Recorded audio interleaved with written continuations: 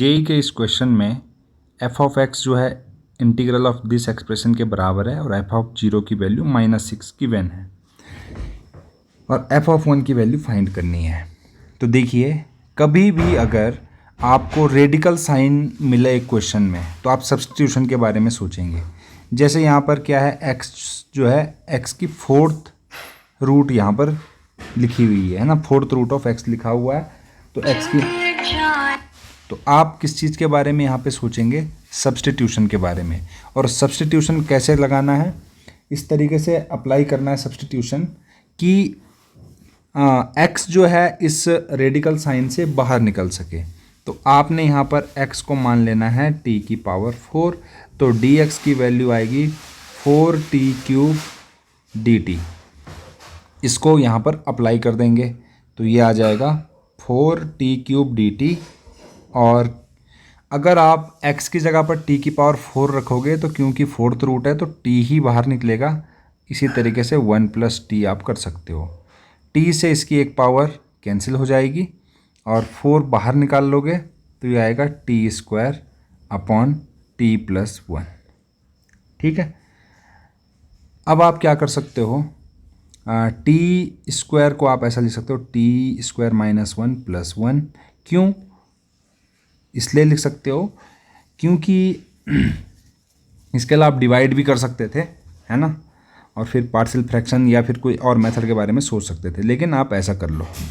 ऐसा करके क्या होगा, 4 तो पूरे के बाहर है ही, ये हो जाएगा t - 1 × t + 1, फैक्टराइज कर लिया आपने, अपॉन में है t + 1।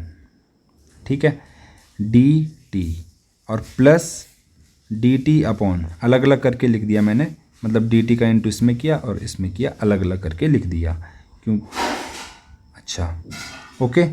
अब ये सॉल्व हो ही गया, इससे ये कैंसिल हो जाएगा और ये बचेगा 4 times of integral of t - 1 dt plus इसका, आपको पता है इसका इंटीग्रेशन क्या हो जाएगा, इसका इंटीग्रेशन हो जाएगा, यहीं पे मैं लिख देता हूँ, या फिर चलो यहीं पे ln t + 1।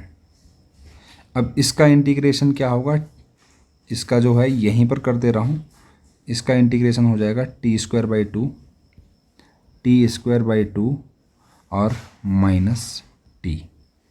ठीक है, प्लस c, ये वैल्यू है एफ ऑफ एक्स की और हमें गिवन है एफ ऑफ 0 की value that is equal to -6।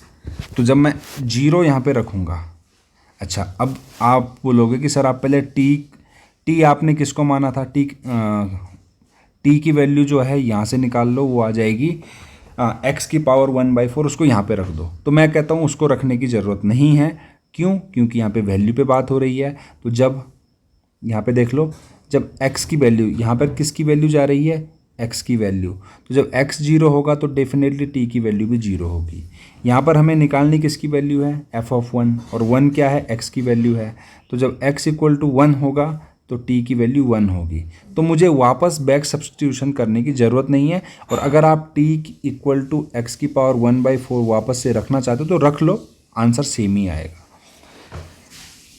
0 रखूँगा यहाँ पर तो ये आएगा, ये भी 0 हो जाएगा, ये भी 0 हो जाएगा, ln 1 भी 0 हो जाएगा।